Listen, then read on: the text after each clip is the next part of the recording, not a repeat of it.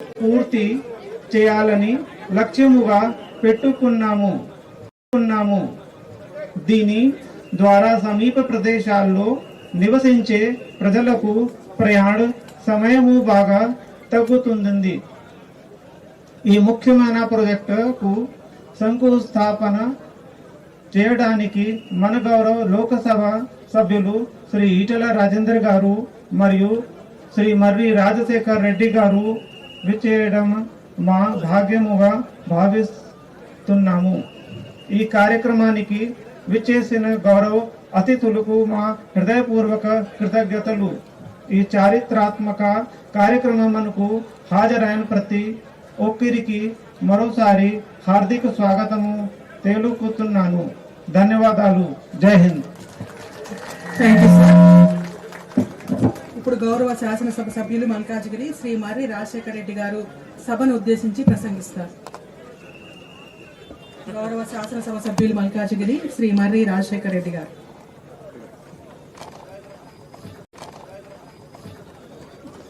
జై తెలంగాణ. అందరికీ నమస్కారం. ఇవాళ ఈ కార్యక్రమానికి ఏదైతే ఆర్యుబి ఇనాగ్రేషన్ చేసుకుంటున్నామో ముఖ్య అతిథిగా విచ్చేసిన మా ఈటల రాజేందర్ గారికి, ఎంపీ మల్కాజ్గిరి గారికి, అదేవిధంగా ఇక్కడికి వచ్చిన రైల్వే ఆఫీషియల్స్ డిఆర్ఎం గారికి మరియు మిగతా అందరికీ, ఇక్కడికి వచ్చిన బీజేపీ నుంచి అయినా బీఆర్ఎస్ నుంచి అయినా వచ్చిన లీడర్లకి, కార్పొరేటర్లకి, ఇక్కడికి వచ్చిన కార్యకర్తలకు, అందరి కాలనీ రెసిడెంట్ వెల్ఫేర్ అసోసియేషన్స్ కి అందరికీ కూడా నా యొక్క నమస్కారం తెలియజేస్తున్నాను. మనకు మల్కాజ్గిరి నియోజకవర్గం అంటేనే రైల్వే చక్రబంధంలో ఇరుక్కొని ఎన్నో ఏండ్ల నుంచి ఇబ్బందులు పడుతున్న మాట మనం అందరం ప్రతినిత్యం మనం చూస్తూనే ఉన్నాం. అటువంటి దానికి ఇవాళ ఒక శుభ పరిణామంగా ఇవాళ మనం ముందుకెళ్తూ ఇవాళ ఒక మంచి కార్యక్రమం చేపట్టుకొని ముందుకెళ్తున్నాం. ఇవాళ ఫస్ట్ ఒక ప్రాజెక్ట్, ఇంతకుముందు తుర్కపల్లిలో ఒక ప్రాజెక్ట్ తెచ్చుకున్నాం. ఇవాళ ఇక్కడ కూడా ఒక 6 మీటర్ల వెడల్పుతోటి ఇంకొక ప్రాజెక్ట్ తెచ్చుకున్నాం. ఇది కూడా త్వరలోనే రైల్వే ఆఫీషియల్స్ ప్రకారంగా ఒక 6 నెలల్లో పూర్తయిపోయి మన ఈ రోడ్ కి మహర్దశ రాబోతుందనేసి నేను పూర్తిగా నమ్ముతున్నాను. ఇందులో మీకు ఒక్కటి ఇక్కడ చెప్పాలా, ఇప్పుడు వచ్చే ఒక 2-3 నెలల్లోనే మనం వాజ్పేయి నగర్ రైల్వే వంతెనను కూడా అంటే పనిని స్టార్ట్ చేసుకోవడానికి శాయశక్తులా కృషి చేస్తున్నాం. అందులో ఈటల రాజేంద్ర అన్న కేంద్ర ప్రభుత్వంతో మాట్లాడుతుండే, మేము ఇక్కడ రాష్ట్ర ప్రభుత్వానికి సంబంధించి ఏవైతే ఇన్వాయిస్లు తీసుకొని రావాలనో ప్రతి ఒక్కటి కూడా దగ్గరుండి అది రైల్వే అధికారులతో కూడా చర్చించి వాటిని కూడా ముందుకు తీసుకుపోతున్నాం. ఇక్కడ ముఖ్యంగా ఏంటంటే మీకు ఒక చిన్న ఉదాహరణ చెప్తా, ఎక్కడ కూడా ఒక ఇల్లు గాని ఒక ప్రాపర్టీ గాని డ్యామేజ్ కాకుండా ముందుకు తీసుకుపోవాలనేదే నా సంకల్పం. ఇవాళ ఈ యొక్క ఆర్యూబీ కింద ఒక్క ప్రాపర్టీ కూడా మనకు నష్టం జరగట్లేదు. అదేవిధంగా మనం ఏదైతే వాజ్పేయి నగర్ లో త్వరలోనే పని ప్రారంభించుకునే బ్రిడ్జ్ దగ్గర కూడా మనకు ఇంతకుముందు 132 ఇండ్లు పోయే పరిస్థితి ఉండే, ఇప్పుడు కేవలం 8 ఇండ్లు పోయే పరిస్థితికి తీసుకొచ్చినాం. ఓన్లీ అలైన్మెంట్ చేంజ్ చేయడం మూలాన, కొంచెం గ్రేడియంట్లని చేంజ్ చేయడం మూలాన ఇవన్నీ కూడా తీసుకురావడం జరిగింది. నేను ఇక్కడ మనందరికీ విజ్ఞప్తి చేస్తున్నా, ఇలా మనకు ఒక ఎంపీ మంచిగా ప్రజల పక్షాన నిలబడి పనిచేసే ఎంపీ ఉన్నాడు.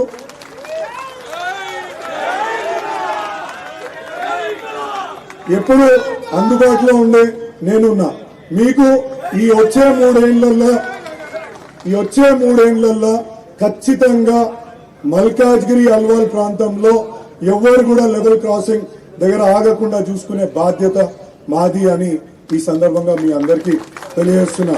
ఈటలన్నా మీకు కూడా విజ్ఞప్తి ఒకటి ఏంటంటే, కొందరు అనవసరంగా మన మధ్యలో ఇబ్బంది క్రియేట్ చేయడానికి ప్రయత్నం చేస్తున్నారు. మీరు కూడా అది కొంచెం గమనిస్తే బాగుంటుందనేసి నేను తెలియజేసుకుంటున్నాను. మొన్న ఎంపీగా మీరు పోటీ చేసినప్పుడు పార్టీలకు అతీతంగా చాలా మంది బీఆర్ఎస్ నుంచి కూడా చాలా మంది మీకు ఓటేసిన సందర్భం, మీకు 4 లక్షల మెజారిటీ కూడా ఈ ప్రాంత ప్రజలు మీకు అందరికీ ఇచ్చిండ్రంటే అందులో ప్రతి ఒక్కరికి భాగస్వామ్యం ఉంది. కొంచెం సేపు పార్టీలను మనం కొంచెంసేపు పక్కకు పెట్టుకుందాం. ఎందుకంటే ప్రజలకు సేవ చేయడానికి ఇక్కడికి వచ్చినాం. ఎవరు ఈగోనో ఎవరిది నేను ముందుండి చేస్తున్నానా నేను వెనుక ఉండి చేస్తున్నానా అనేది కాదు. ఇక్కడ రైల్వే ఆఫీషియల్స్ కి నేను వాళ్ళ దగ్గర పోతే చాలు, మీకేం కావాలి సార్, మీకేం పని చేపడతారు చెప్పండి, అది ఇస్తామన్నారు. మీకు ఉదాహరణకు భూదేవి నగర్ రైల్వే స్టేషన్ కి మనకు ఒక్క సైడే మనకు అక్కడ మనకు గేట్ ఉంటుండే, అక్కడికే ఎంట్రీ ఉంటుండే. మన భూదేవి నగర్ వాళ్ళు ఒక 3 కిలోమీటర్లు తిరిగి వెళ్లాల్సిన పరిస్థితి అక్కడ ఉండే. రైల్వే ఆఫీసర్ దగ్గర పోయి రిక్వెస్ట్ చేసి వాళ్ళకి మ్యాపులు చూపించి, సార్ ఇగో ఇక్కడ ఈ ప్రాబ్లం ఉంది, మీరు దీన్ని దయచేసి చూడండి అంటే కేవలం ఒక వారం 10 రోజులలోనే అక్కడ గేట్ శాంక్షన్ ఇచ్చిన మా డిఆర్ఎం గారికి, ఇక్కడ ఉన్న రైల్వే అధికారులకు కూడా నేను కృతజ్ఞతలు తెలియజేసుకున్నాను. అదేవిధంగా ఆర్కే నగర్, దాన్ని కూడా పేరు పెట్టాలా, పక్కకే చరిత్రలో నేను చెప్తున్న మొదటిసారి ఉంటుండొచ్చు.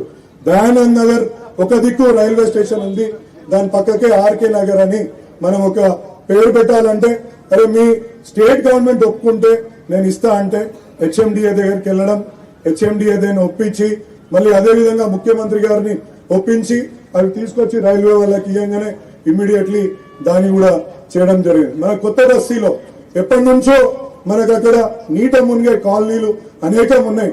ఆ తుర్కపల్లి నుంచి వచ్చే నీళ్ళన్నీ మనకి ఇక్కడ కొత్త బస్తీ మన దగ్గర అక్కడ ఆగిపోయే పరిస్థితి, వాళ్ళు ఎప్పటి నుంచో అక్కడ ఇబ్బంది పడుతున్నారు సందర్భం మనం చూస్తున్నాం. దానికి కూడా అడిగితే 1,74,00,000 రూపాయలతోటి అక్కడ ఒక 3 మీటర్ల బై 3 మీటర్ల మనకు ఒక కెనల్ వాళ్ళు ఇమ్మీడియట్లీ మంజూరు చేసి, ఇంకా మీకు ఇక్కడ విచిత్రం చెప్పాలా, ఒకవేళ స్టేట్ గవర్నమెంట్ నుంచి హెచ్ఎండబ్ల్యూఎస్ మీకు మన గౌతమ్ నగర్ బ్రిడ్జ్ దగ్గర 10 కోట్ల రూపాయలు ఈ నాలాలన్నింటినీ డైవర్షన్ చేయాలని చెప్తే రైల్వే బోర్డు దాకా పోయింది. అది రైల్వే బోర్డు వాళ్ళు మళ్ళీ దాన్ని వాపస్ పంపించింది. అన్ని కోట్ల పైసలు వాళ్ళకి ఎట్లా అప్పచెప్తాం, దాన్ని ఎట్లా చేస్తారు అనేది అక్కడ అడిగినప్పుడు వాళ్ళు మళ్ళీ జనరల్ మేనేజర్ గారిని, నిజంగా చెప్తున్నా రైల్వే అధికారులను ఇక్కడ ఒప్పుకోవాలా, అరే ఫస్ట్ ప్రాజెక్టు కానివ్వండి, వాళ్ళు 10 కోట్లు అయితే 10 కోట్లు వాళ్ళకి ఇచ్చేద్దామని. ఇప్పుడు వాజ్పేయి నగర్ లో కూడా 32 కోట్ల రూపాయలని ఆర్ఎండ్బికి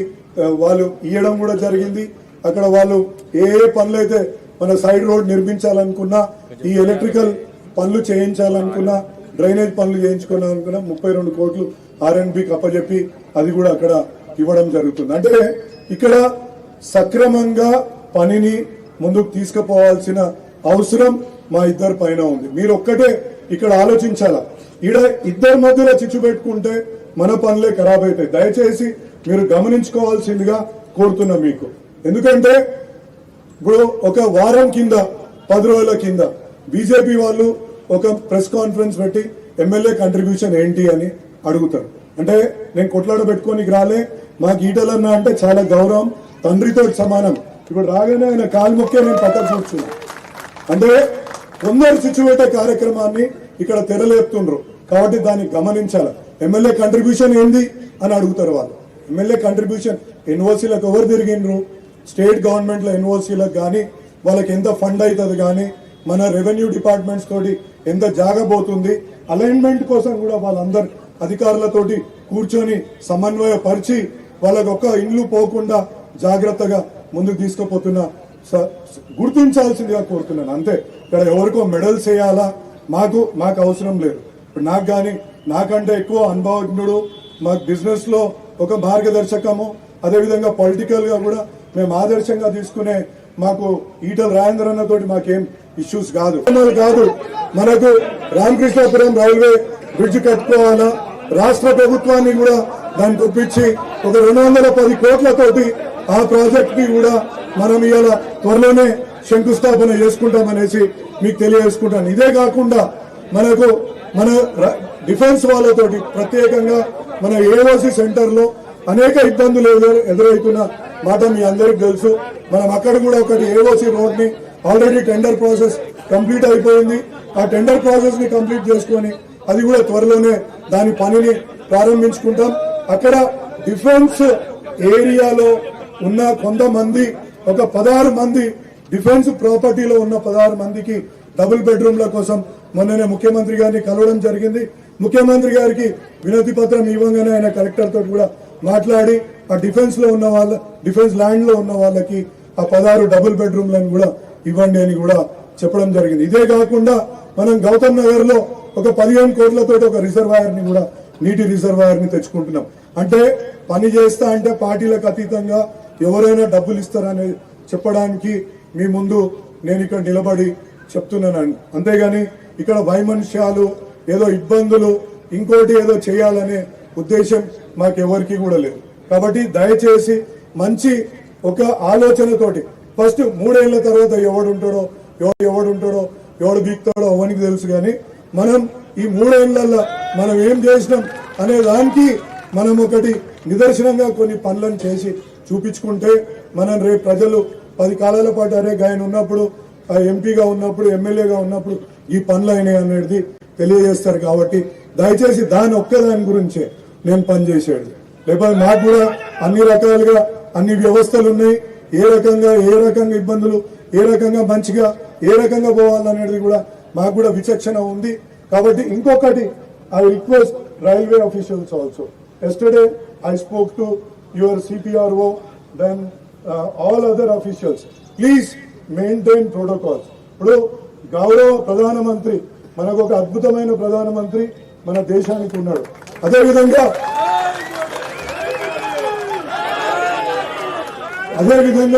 తెలంగాణ ముఖ్యమంత్రి ఫోటో కూడా పెడితే బాగుంటది. ఎందుకంటే ఈజ్ ఆల్సో స్టేట్ హెడ్ కాబట్టి మీరు అది కూడా ఒకటి తీసుకోవాలా. అదేవిధంగా మీరు ఇక్కడ లోకల్ ఉన్న ఎమ్మెల్యేని కూడా పరిగణలోకి తీసుకోవాలా. నేను ఈటల రాజేందర్ అన్నకు మొత్తం చెప్పినాం. ఎందుకంటే మీరు తెలంగాణ ప్రైడ్ ని కూడా ఆలోచించాలి. See for railways everybody contributes. Telangana also contribute to the kitty of railways. GST అనుకోండి, రైల్వే టికెట్లు అనుకోండి, ఇంకో రూపంలో అనుకోండి, ప్రతి సందర్భంలో కూడా ఇలా తెలంగాణ దేశానికి ఎంత ఇస్తుందో మీ అందరికీ తెలుసు. దేశానికి ఇవాళ ఎన్ని కోట్ల రూపాయల మన GST కలెక్షన్ కానీ, డైరెక్ట్ ట్యాక్స్ కలెక్షన్ రూపంలో కానీ మనం ఎన్ని వేల కోట్లు మన తెలంగాణ ప్రజలు కడుతున్నారు. కాబట్టి ప్రతి ఒక్కరు తెలంగాణ ప్రైడ్ ని మీరు మర్చిపోవద్దు. నాకు పార్టీలకు అతీతంగా చెప్తున్నా, ముఖ్యమంత్రి గారు కాంగ్రెస్ ఉండొచ్చు, కానీ నేను చెప్పేది ఏంటంటే ఆయన కూడా స్టేట్ హెడ్ ని కూడా గౌరవించాలా. అదేవిధంగా లోకల్ ఎమ్మెల్యేని గౌరవించాలా. అదేవిధంగా లోకల్ కార్పొరేటర్ ని, ఈ ప్రాంతం ఎవరికైతే వస్తుందో వాళ్ళని కూడా గౌరవించుకుంటే రైల్వే అధికారులకు నేను ఇది అందరు సభాముఖంగా talk to your railway board.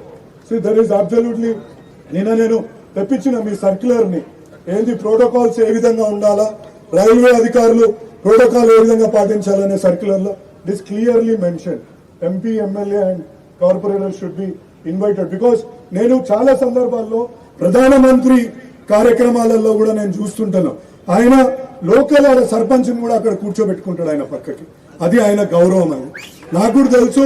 మా ఈటల రాజేందర్ అన్న కూడా గొప్ప మనసున్న వ్యక్తి, మా BRS పార్టీ నుంచే బీజేపీకి వచ్చిన వ్యక్తి. కాబట్టి తప్పకుండా మా యొక్క ఆవేదనని, మా యొక్క బాధని ఆయన కూడా తెలుసుకుంటాడు. ఇక ముందు కూడా మాకు చేయి పట్టుకొని మాకు ప్రతి ప్రాజెక్టులో ముందుకు తీసుకుపోతాడని. ఏమన్నా సభాముఖంగా అన్న మా వల్ల ఏమైనా ఇబ్బందులు ఉంటే క్షమించాలని కూడా. ఎందుకంటే మీరు మా నాన్నతో సమానుడు అన్న. నేను మా నాన్నని ఎంత గౌరవించుకుంటానో మిమ్మల్ని కూడా అంత గౌరవించుకుంటాను. కాబట్టి నేను ఆయన కూడా సభాముఖంగా ఏదన్నా అంటే మా వాళ్ళ ఆక్రోశాన్ని కూడా ఒకసారి మీరు గమనించాలి. ఎందుకంటే ఒకరు అంటారు వీళ్ళు ఏం కంట్రిబ్యూషన్ ఉంది, ఇంకోళ్ళు అంటారు ఇంకోటి ఏదో పెట్టుకుంటారు. మనం సమానంగా చేసుకుందాం భయ్. నా డబ్బా నేను కొట్టుకుంటా, మీ డబ్బా మీరు కొట్టుకుంటాం, తప్పేమున్నది?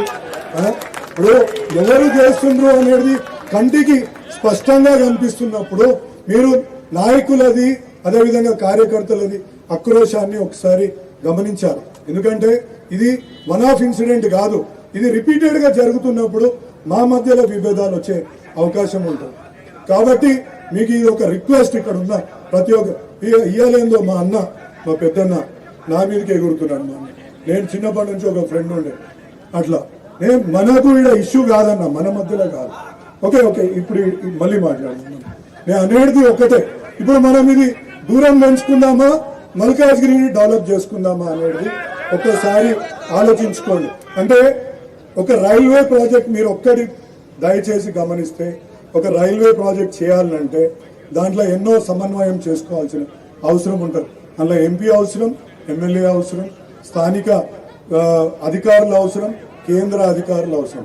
కాబట్టి ఇది ఒక్కటి గమనించి ముందుకు వెళ్తే ఇక నుంచి ఈ ఇబ్బందులు రావు అనేసి నేను కోరుకుంటున్నాను. ఎందుకంటే పూజ మా ఒక పెద్దన్న లాంటి వ్యక్తి అలా ఇబ్బంది పడుతుంటే మాకు కూడా కొంచెం ఇబ్బంది అనిపిస్తుంది. అన్న మీకు సభాముఖంగా చేతులు జోడించి చెప్తున్నా, మనము కొంచెం మన వాళ్ళని సమన్వయం చేసుకోగలిగితే మంచిగా ఉంటుంది అనేసి చెప్తుంటూ జై తెలంగాణ, జై తెలంగాణ. Thank you sir. ఇప్పుడు గౌరవ పార్లమెంట్ సభ్యులు మల్కాజిగిరి శ్రీ ఈటెల రాజేందర్ గారు సభను ఉద్దేశించి ప్రసంగిస్తారు. మిత్రులు, స్థానిక శాసనసభ్యులు రాజశేఖర రెడ్డి గారు, రైల్వే డిప్యూటీ జనరల్ మేనేజర్ ఉదయనాథ్ గారు, డిఎం సంతోష్ కుమార్ గారు, అనిరుద్ధ్ పమార్ గారు, సీనియర్ డిసిఎం శ్రీధర్ గారు, సిపిఆర్ఓ, వేదిక మీద ఉన్నటువంటి పెద్దలకి, గౌరవ కార్పొరేటర్ రాలేదు వారికి కూడా అందరికీ, పెద్దలందరికీ పేరు పేరున నమస్కారం. మీడియా మిత్రులకు నమస్కారం. కూర్చోండి, నిమ్మలం కూర్చోండి. ఒక 3-4 ఫండమెంటల్ విషయాలు గుర్తుపెట్టుకోవాలి అందరం. గ్రామంలో వార్డు మెంబర్ అయినా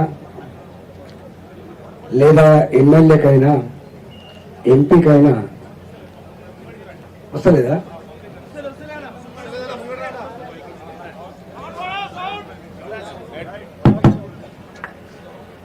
ఎవరికైనా వార్డు మెంబర్ నుంచి మొదలుపెట్టి, కార్పొరేటర్ నుంచి మొదలుపెట్టి పార్లమెంట్ సభ్యుల వరకు ఎవరికైనా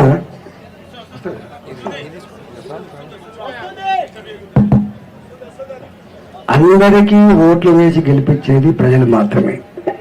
అందరికీ అధికారం ఇస్తారు. వార్డు మెంబర్ స్థాయిలో ఆయన పరిధి ఉంటుంది, ఎమ్మెల్యే స్థాయిలో వారి పరిధి ఉంటుంది, ఎంపీ స్థాయిలో నా పరిధి ఉంటుంది, రాష్ట్ర ప్రభుత్వానికి కొన్ని బాధ్యతలు ఉంటాయి, కేంద్ర ప్రభుత్వానికి కూడా కొన్ని బాధ్యతలు ఉంటాయి. ఎవరి బాధ్యతలు వాళ్ళు సక్రమంగా నిర్వహించుకోవాలి. రెండో అతి ముఖ్యమైన మాట ఏంటంటే, గుర్తుపెట్టుకోవాలి మనందరూ, ఇవన్నీ చాలా ఇంపార్టెంట్. అందరం సమన్వయంగా పనిచేస్తేనే ప్రజలకు ఫలితాలు అందుతాయి.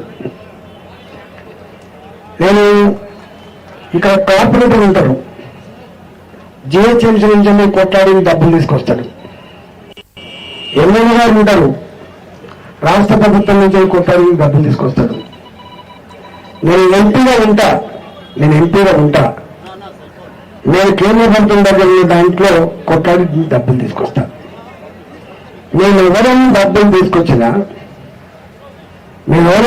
తీసుకొచ్చినా మేమందరం కూడా ప్రజల డబ్బులకు కాపాడాలని తప్ప మేము డబ్బులకు ఓనర్లం కాదు.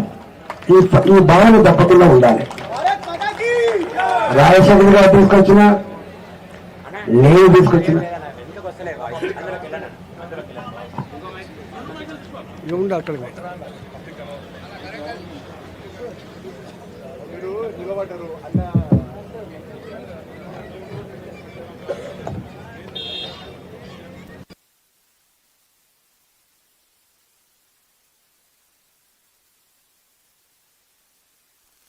ప్రజలు కట్టిన పనులు మాత్రమే అనేది మనం మర్చిపోవద్దు. సౌండ్ కొంచెం పెట్టు.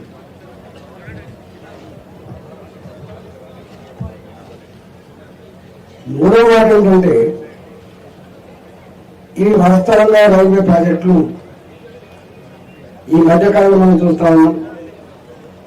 వందే భారత్ ట్రైన్లను ఆవిష్కరించిన,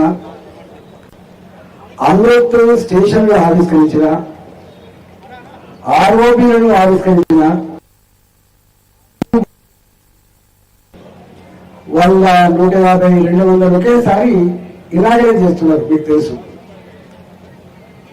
ఇవి కూడా వాస్తవంగా దాంట్లో భాగంగానే ఇనాగరేట్ చేయాలి అని. కానీ నేనేమన్నా నేను 2 సార్లు పార్లమెంట్లో మాట్లాడిన ఇంతకుముందు రాజశేఖర్ చెప్పిన మాట, అలా ఈ మల్కాజిగిరి పార్లమెంటు లో అన్ని రైల్వే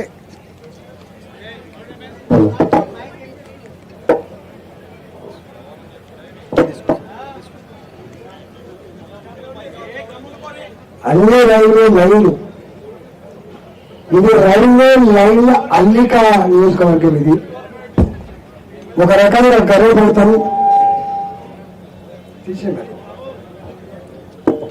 ఒక రకంగా గర్వపడతాం, ఒక రకంగా శాపంగా పరిణమించింది అని చెప్పి నేనే స్వయంగా పార్లమెంట్ లో మాట్లాడా.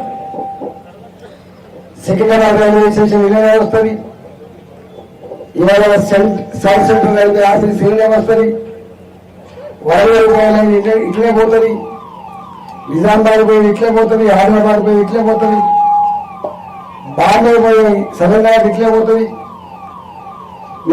రైల్వే లైన్ల అల్లిక ఇక్కడ ఉంది కాబట్టి దీని మీద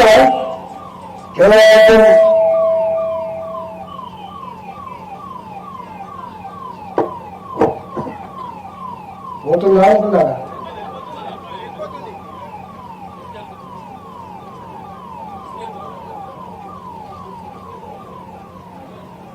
రెండు సార్లు పార్లమెంట్లో మాట్లాడి మంత్రి గారి దగ్గరికి పోతే, అవును నేను చెప్పే సమస్యలు వాస్తవమే, కానీ ఇప్పుడిప్పుడే ఇవన్నీ సార్ట్అవుట్ చేసుకొస్తున్నాం, కొంత అభివృద్ధి కనబడతా ఉంది, మీలాంటి సూచనలు సలహాలు మేము తీసుకుంటామని చెప్పి వారు చెప్పింది.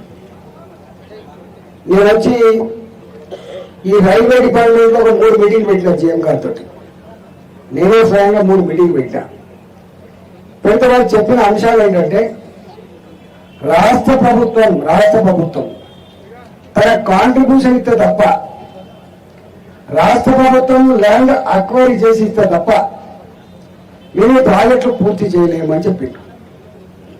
నేను రాష్ట్ర ప్రభుత్వం మీకు సహకరిస్తలేదని డబ్బులు ఇవ్వకపోతే శాపం ప్రజలకు శాపం అవుతుంది కదా. రాష్ట్ర ప్రభుత్వ పైసలైనా మన పైసలైనా, కేంద్ర ప్రభుత్వ డబ్బులైనా మన డబ్బులైనా మనమే వెళ్దాం సార్ అని చెప్పిన. నేను వాళ్ళు ఉన్న మాట ఏంటంటే, ఇప్పటిదాకా నేను 25 ఏళ్ళు అవుతుంది, నేను ఎమ్మెల్యేగా రకరకాల పొజిషన్ 25 ఏళ్ళు అవుతుంది. నా దగ్గర ఒక ఎగ్జాంపుల్, రాజశేఖర రెడ్డి గారు 200 కోట్లతో Huzurabad Parkal highway 4 lane highway నిర్మాణం చేస్తున్నప్పుడు ఢిల్లీ రైల్వే లైన్ మీద శాంక్షన్ కావాలి. ఆనాడు నేను ఆర్థిక మంత్రిని. కేవలం రైల్వే పోర్షన్ మీద ఉన్న 8 కోట్లు మాత్రమే రైల్వే డిపార్ట్మెంట్ ఇచ్చింది తప్ప 5 పైసల బిల్లు కూడా వాళ్ళు ఇవ్వలే. వాస్తవంగా అక్కడ 4 లేన్ బ్రిడ్జ్, ఇంకా గమ్మత్తైన విషయం ఏంటంటే, ఈ 4 లేన్ లైన్ కు మేము ఇయ్యం, మా అవసరం ఏంటి, గేటు మూసేయాలంటే ఒక సింగిల్ బ్రిడ్జ్ కట్టడానికి పైసలు ఇస్తాం, 4 లేన్లకు మేము డబ్బులు ఇవ్వాలని చెప్తే, నేనే రాష్ట్ర ప్రభుత్వం నుంచి ఇంకొక లైన్కు డబ్బులు ఇచ్చి 1వ లైన్ రైల్వే డబ్బులు తీసుకొచ్చి ఆ నిర్మాణం చేసిన ఒక 200 కోట్ల ప్రాజెక్ట్ అది. కానీ ఇవాళ మీకు ఒక పెద్ద గుణాత్మకమైనటువంటి మార్పు ఏంటంటే, 100% రాష్ట్ర ప్రభుత్వ డబ్బులు లేకుండా అండర్ బ్రిడ్జ్లను, ఓవర్ బ్రిడ్జ్లు కట్టేటువంటి జీవనం తీసుకొచ్చింది. మీరు గమనించాలి. మా విక్రమ్ ఇక్కడ ఉన్నారు, గౌరవల్లి పక్కపంటి గుళ్ళపోచంపల్లి మీ మామగారి కాన్స్టిట్యూన్సీ వస్తుంది. ఎన్నో సంవత్సరాలు ఒక వెంట పూర్తయింది, ఇంకొక వెంట పూర్తి కాలే. కారణం ఏంటి అంటే, ల్యాండ్ అక్విజిషన్ కావాలి. ఎంత కావాలి ల్యాండ్ అక్విజిషన్? ఒక 90 లక్షల రూపాయలు, 80 లక్షల రూపాయలు కావాలి. నేనన్నా 18 కోట్లు ఖర్చు పెట్టి 90 లక్షల రూపాయల కోసం 10 ఏళ్ళ వారిని పెడితే ఏం లాభం ఉంటుంది, 10 ఏళ్ళు ఏం లాభం ఉందని చెప్పి 90 లక్షల రూపాయలు కూడా రైల్వే డిపార్ట్మెంట్ ఒప్పించి ఇవాళ ఆ ల్యాండ్ అక్విజిషన్ కూడా మనమే చేస్తున్నాం. ఇవాళ మీరు ఇవాళ వారి కాన్షియన్స్ మూడు చెప్పుకున్నారు, 4 చెప్పుకున్నారు. వీరి కాన్షియన్స్ కాదు, మొత్తం ఈ పార్లమెంట్ పరిధిలో ఎలిఫెంట్ బ్రిడ్జ్ కాన్షియన్స్ మొదలు పెడితే ఇవన్నీ కడితే 23 ఆర్యూబీలు 23 ఆర్ఓబీలు ఉన్నాయి. గుర్తుపెట్టుకోండి, 23 ఆర్యూబీలు 6 ఉన్నాయి. వివేకులు 3. వీటి ఎందుకు తీసుకొచ్చారు అంటే సంవత్సరాలుగా ఎక్కిరిస్తానే కాబట్టి ప్రాజెక్టులు మీకు మీ బుల్లారం కాదు, మీరు అవుతుందో కాదో అది కంట్రోల్ మీదకి వస్తున్నారు. 1993లో శాంక్షన్ అయింది. 1993లో శాంక్షన్ అయింది. అక్కడ ల్యాండ్ అక్విజిషన్ కూడా డబ్బులు ఇచ్చిండ్రు. ఇప్పటి వరకు అక్కడ బ్రిడ్జి కట్టలేదు. మీకు కూడా తెలుసు, బొల్లారం ఇక్కడ పుట్టి పెరిగిన వాటికి తెలుసు. నేను అవన్నీ తీసిన మొత్తం పాత కాగితాలు, ల్యాండ్ అక్విజిషన్, వాళ్ళకి డబ్బులు ముట్టినవి, ఎవరు అన్ని తీసినాయి. నేను రాజశేఖర్ గారు నేను కూడా ఒక 2 సార్లు ఎక్కడ మేడ్చల్ మొదలుపెట్టి మల్కాగిరి వరకు అన్ని రైల్వే లైన్లు 2 days తిరిగిన, 2 times తిరిగిన. మొత్తం తిరిగి ఇంజనీర్లను ఆయన వినను ఏంటి దీని పని అని చెప్పి అన్ని రకాల కొంత ఓవర్ చేశాం. చేస్తే లాస్ట్ తెలియదు ఏంటంటే మేము ఇస్తాం సరే డబ్బులు రాయల ప్రకారంగా, కానీ రాష్ట్ర అధికారుల యొక్క సమన్వయం లేకపోతే మాకు కష్టమవుతుంది అన్నారు. చివరికి నేను స్వయంగా ఆ ప్రిన్సిపల్ మొత్తం రాష్ట్ర ప్రభుత్వ అధికారులు అందరూ, జిహెచ్ఎంసీ కమిషనర్ గారు, రెవెన్యూ సెక్రటరీ గారు, తర్వాత ఇంకా మిగతా సెక్రటరీ అందరూ పిలిచి 2 డిఆర్ఓలు మా డీజీఎం ఈ ఉదయనాథ్ కలిపి ఒక డే అంతా మీటింగ్ పెట్టినా. మీకు ఐడియా ఉండాలి అని చెప్తున్నా. డే అంతా మీటింగ్ పెట్టి, అయ్యా మీరు రూపాయి ఇవ్వకపోతే, రాష్ట్ర ప్రభుత్వ పరంగా రూపాయి ఇవ్వకపోయినప్పటికీ కూడా ఇవాళ మొత్తం 1000 కోట్లు 1500 కోట్లు మొత్తం రైల్వే డిపార్ట్మెంటే ఖర్చు పెడుతుంది. కేవలం మీరు సమన్వయం చేసుకోండి, మాకెవరైనా ఉంటే నో ఆబ్జెక్షన్ సర్టిఫికేట్ ఇవ్వమని చెప్పి వాళ్ళకి కోరిన ఆ నో ఆబ్జెక్షన్ సర్టిఫికేట్ కోసం తిరుగుతున్నటువంటి రాజశేఖర రెడ్డి గారు. నేను ఏమంటున్నా, రాజశేఖర రెడ్డి నాకు ఫస్ట్ టైం పంచాయతీ పెట్టుకున్నాను కదా, మాకు ఒక పంచాయతీ లేదు, పొద్దున సభ్యులాగా ఉంటారని చెప్పిండే కదా. నిజంగా మీరు ఇది వాస్తవంగా ఇప్పట్లో ఏది కాకుండా నేను నిన్న ఫోన్ చేసిన ఇప్పుడు నేను కూడా ఎమ్మెల్యేగా పనిచేసిన, నేను కూడా రాష్ట్ర ప్రభుత్వ మంత్రిగా పనిచేసిన, నాకు కూడా మా ఎమ్మెల్యే గౌరవించుకోవాలి ఉంటుంది. నేనే స్వయంగా నీకు ఫోన్ చేసిన, నువ్వు నాకు ఒక్క రోజు దొరకకపోతే 2వ రోజు దొరకబట్టుకుని ఫోన్ చేసిన. నేనే స్వయంగా లోకల్ కార్పొరేటర్ గారికి వారికి ఫోన్ చేసిన. 2 బలసారికి మనం చేసుకున్నాం. ఇది పెద్దగా పోతే మళ్ళీ రాష్ట్ర ప్రభుత్వం మంత్రులు రావాలి, మళ్ళీ కేంద్ర ప్రభుత్వం మంత్రులు రావాలి, ఇక హైదరాబాద్ ఇంకో ఏడాది పడుతుంది. ఇప్పటికే కష్టమవుతుంది. ఈ రూట్లలో నేను అనువాదం నేను కూడా మీకు తెలుసు. ఇవాళ ఇక్కడ ఒక్క దగ్గర ఇవాళ మీకు ఇక్కడ ఒక్క దగ్గరనే దాదాపు వీరి ఎమ్మెల్యే గారి నియోజకవర్గంలో నాకు తెలిసి 10-11 ఆర్యూబీలు గుర్తుపెట్టు.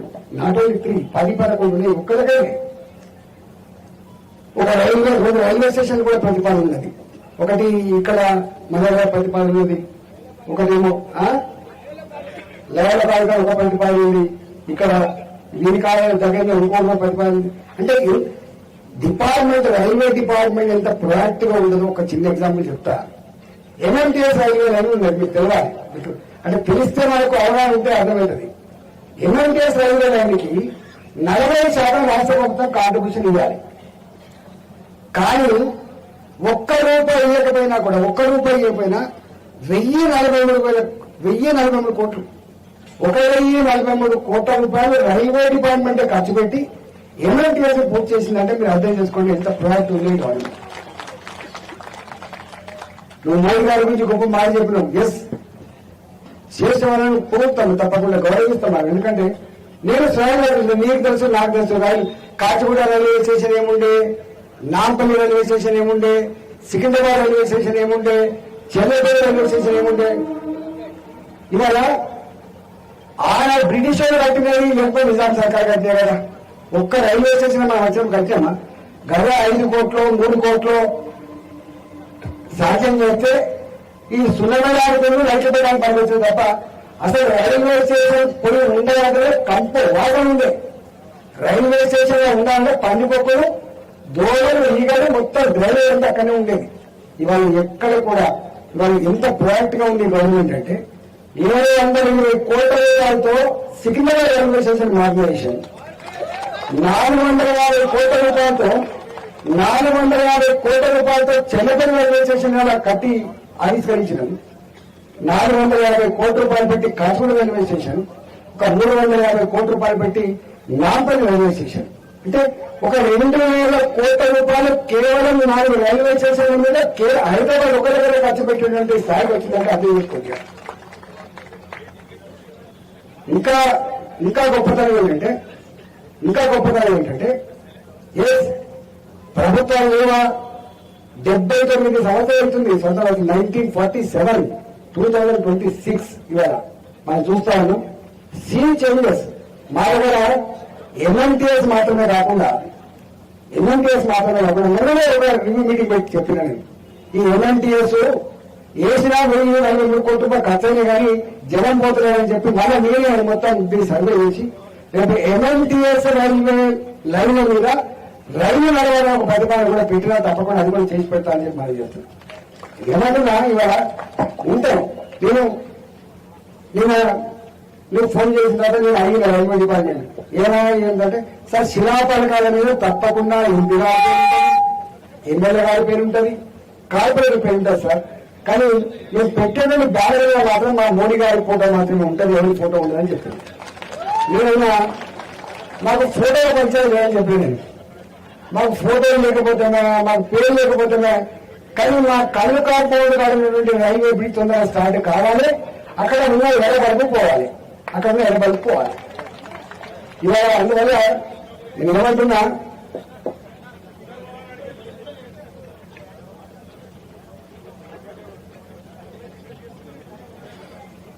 ఇవాళ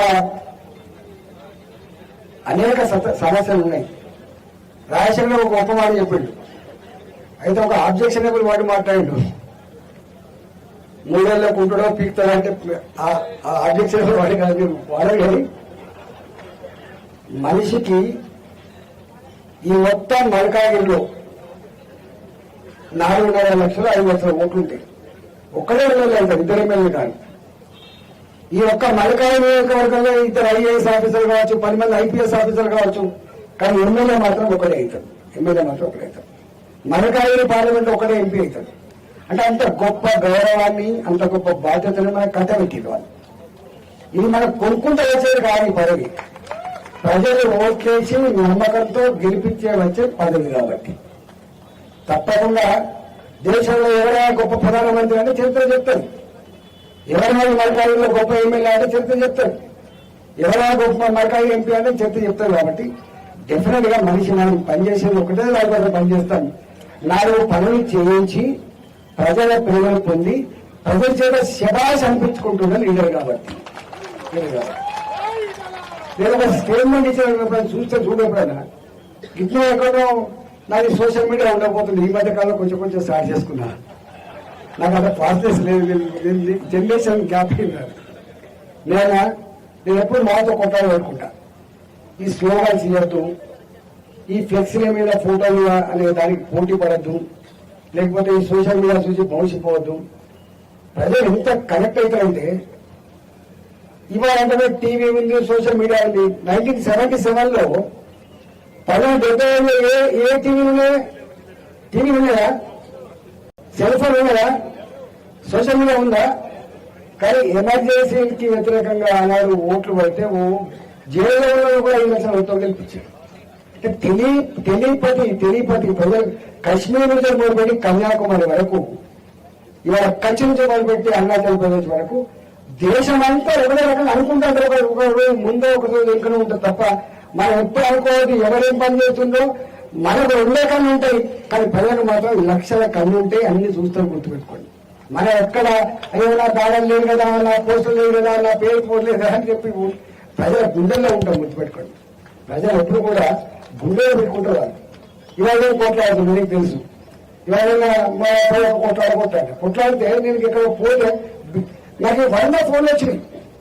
అనా మా శంకరపల్లిలో కూడా సమస్య ఉంది, రావాలి.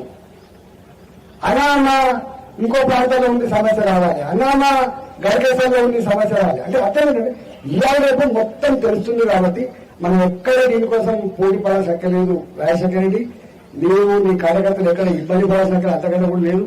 తప్పకుండా నేను కూడా చెప్తా. అంటే ఇక్కడ ఇష్యూ ఏమైందంటే ఇది రైల్వే డిపార్ట్మెంట్. ఈ రైల్వే డిపార్ట్మెంట్ జనరల్ కేంద్రం పరిధిలో ఉంది. కేంద్ర పరిధిలో ఉంటుంది కానీ న్యాచురల్ గా ఈ కేంద్రం పైసలు కేంద్రం అనేటువంటి సైకలాజికల్ ఫీలింగ్ ఉంటుంది. నువ్వు తిరిగినా నువ్వు చేసిన ఫీలింగ్ అట్లా ఉంటుంది కాబట్టి రాష్ట్ర ప్రభుత్వం ఉందనుకోండి వాళ్ళు చెప్పరా. కానీ ఒక్కరి గుర్తుపెట్టుకో, the beauty of Modiji is the beauty of Modi. ఎన్నడూ కూడా నేను చేసినా చెప్పాను. మోడీ గారు చూసిందా, నేను చేసినా నేను చెప్పాలి చూసినా. కానీ వేరే వాళ్ళు చెప్పండి నేను ఇచ్చినా నేను చేసినా అని చెప్తాను. ఎప్పుడు చెప్పండి చెప్పండి మా అందరం. నేను ఒక మాట మాట్లాడిన ఒకసారి ఇట్లే ఒక ముఖ్యమంత్రి గారిని పట్టుకొని రూపాయి చెప్పో ఏం చేసుకుంటూ చేసుకోపోని ఒక బూత్ మాట మాట్లాడి నా మీద. నేను మిస్టర్ ముఖ్యమంత్రి, just your servant of state, your the servant of state, your not the state అని చెప్పండి. సభలో ఉన్నది కాబట్టి ఆఫ్టర్ ఆల్ మనం వచ్చినాం. మంచిగా మీకు మా పట్ల ఏ భావన ఉందో దానికి ధన్యవాదాలు. ఎప్పుడు కూడా అట్లే ఉంటుంది. నీకు సంపూర్ణంగా సహకరిస్తాం. నీ అభివృద్ధి, నీ నియోజకవర్గ అభివృద్ధి మా నియోజకవర్గ అభివృద్ధి. నీ క్షేమం మా క్షేమం.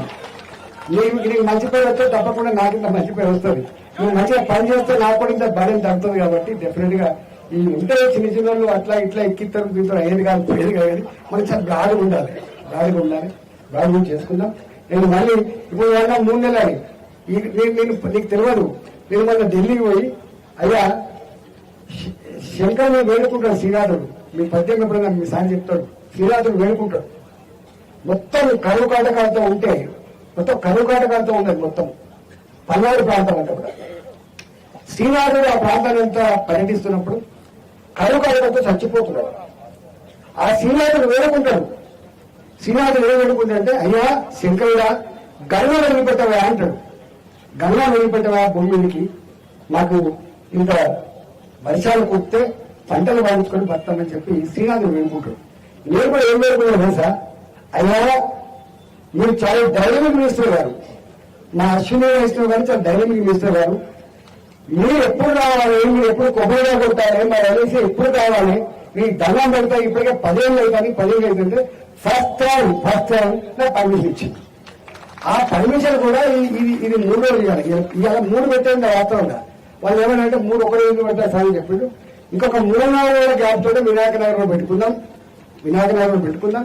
ఇంకొక 3-4 రోజుల గ్యాప్ తోటి షెడ్యూల్ కూడా అదేదో అది పెట్టుకుందాం. అవుతున్నారా? ఇంకొక 2 ఉన్నాయి అవి వెళ్ళిపోతున్నాయని చెప్పి అభ్యంతరం ఉంది. మొత్తం 23 బ్రిడ్జీలు ఉన్నాయి. 10లో ఏదైతే ఉన్నాయో వాటిని అన్నింటి కూడా ఈ సంవత్సరం 26 నువ్వు ఎమ్మెల్యే దగ్గర ఇంకో 3 ఏళ్ళు ఉందంటున్నా. 3 ఏళ్ళ లోపు వెళ్ళి పూజ చేసుకోవడం మంచిగా మన రాముడు అవకాశం ఇవ్వడం చెప్పి అనుకుంటాను. కాబట్టి ఇలా తప్పకుండా మా రైల్వే అధికారులు నిజంగా నేను కూడా ఎక్స్పెక్ట్ చేయను. నేను రానుకున్నా ఏం కలర్ పెడుతున్నాం ఏం చేస్తున్నా నాకు సంబంధం లేదు వాస్తవంగా. ఇదంతా ప్రతి పైసా కూడా రైల్వే డిపార్ట్మెంటే ఖర్చు పెట్టి చేస్తున్న ప్రోగ్రామ్ తప్ప నేను చేసిన ప్రోగ్రాం కాదు. మా వాళ్ళ పేర్లు మీ పేర్లు మంచిగా శిలాపాలకి బ్రహ్మాండంగా ఉన్నాయి. అవి స్థిరస్థాయిగా ఉంటాయి. ఇవి చేసిన వారికి ప్రాంత ప్రజల గుండెలో కూడా స్థిరస్థాయిగా ఉండాలని చెప్పి నేను కోరుకుంటున్నా. నేను మళ్ళీ ప్రజలకు కూడా విజ్ఞప్తి చేస్తున్నా, దయచేసి ఇప్పుడు ఆఫ్టర్ ఆల్ నేను ఇంటర్వ్యూ చెప్పినట్టుగా మీరు ఆశీర్వదిస్తే మాకు వచ్చింది బాధ్యత. మేము కంటికి రెప్పలుగా కాపాడుకునే కర్తవ్యం ఉంటుంది. మంచి పని చేస్తే మళ్ళా ఆశీర్వదిస్తానని ఆశ మాకు ఇంకొక ఆశ లేదు. కాబట్టి ఇక్కడ 20 నుంచి ఉన్న దినం తీసుకోవాలని కూడా నాకు ఎక్కువ ఉంటుంది. నేను 24/7 నేను సోషల్ మీడియా కనపడకపోవచ్చు, నేను ఫ్లెక్సీగా కనపడకపోవచ్చు, పోస్టర్లో కనపడవచ్చు, కానీ ప్రజల సమస్యల్లో మాత్రం ఎల్లవేళలా ఉంటానని చెప్పి ఆనాడు మాట ఇచ్చిన నిజాలు ఇస్తున్నా. నా కల్చర్ నేను రాజశేఖర రెడ్డి గారు కూడా నన్ను ఆదరణ తీసుకుంటుంటే ఎక్కడో ఆయన కనెక్ట్ అయినట్లు లెక్క నేను గడవబడ్డాను. నాకు పెద్ద శత్రువులు లేరని, నాకు రాజకీయాల కంటే కూడా జెండాల కంటే కూడా రాజకీయాలు ఉండాలి. ఎవరి పార్టీ వాళ్ళు ఉంటాయి, రాజకీయాలు ఉంటాయి. కానీ ప్రజల క్షేమమే ఎజెండాగా బతకాలి లీడర్ అంటూడు, ప్రజల సంక్షేమమే ఎజెండాగా బతకాలి లీడర్ అంటుంది. కాబట్టి డెఫినెట్ గా మా రైల్వే అధికారులకి మళ్ళీ మా రాజశేఖర గారు కూడా ఈ పనుల మీద వస్తే తప్పకుండా తొందరగా ఈ వారం వల్ల 2 కూడా పెట్టుకుందాం. రాజశేఖర రెడ్డి ఇప్పటి లెక్క కాకుండా మంచిగా పోవడానికి ఫస్ట్ మీటింగ్ కాబట్టి అయింది. ఇక నల్లదేవిని మాత్రం మంచిగా పెట్టుకుందామని చెప్పి మనం చేస్తూ ఇంత గొప్పగా విజయవంతం చేయడానికి వచ్చినటువంటి మా గౌరవ కార్పొరేట్లు ఇక్కడ ఉన్నారు చాలా మంది. గౌరవ కార్పొరేటర్లకి, పార్టీల నాయకులకి, మీడియా మిత్రులకి, కాలనీ పెద్దలందరూ కూడా పేరు పేరు నమస్కారం చెల్లిస్తూ సెలవుకున్నా. జై తెలంగాణ, జై తెలంగాణ, భారత్ మాతాకి. Thank you sir. సోదరి మండలారా, అల్వాల్ మరియు బొల్లారం రైల్వే స్టేషన్ల మధ్య రోడ్ అండర్ బ్రిడ్జ్ 739 కి అదనపు వెళ్తూ ఏర్పాటుకు సంబంధించిన శిలాఫలకాన్ని అన్వేషించడానికి వేదిక మీద ఉన్న అతిథులందరినీ ఆహ్వానిస్తున్నాను. I request all the dignitaries on the stage to come down to please.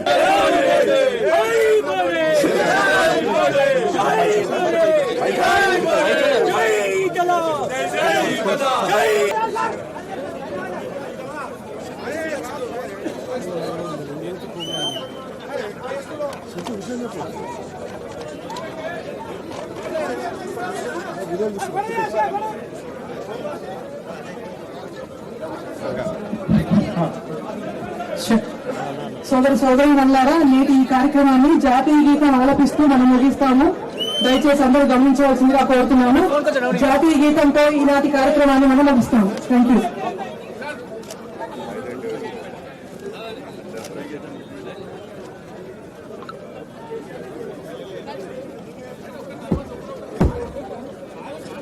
తిరగానా విశాల మనకి తిరగానా